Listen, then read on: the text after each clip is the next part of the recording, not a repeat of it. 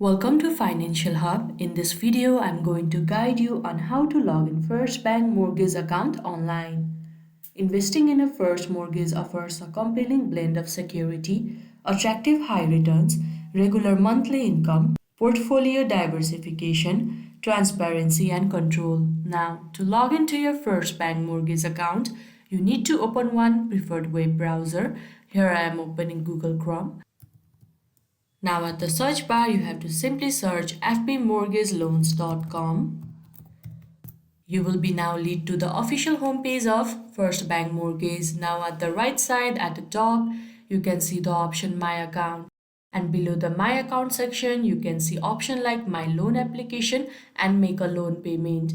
Now you need to click on the option according to your choice. For this video, we'll go for My Loan Application. Now, under this, there you can see two options, sign in or create account.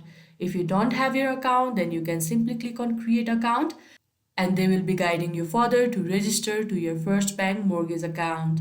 But as we are about to log into our account, then we will simply click on sign in option. Now, all you have to do is enter your credential, that is your username. After you are done entering your username, you have to simply enter your password.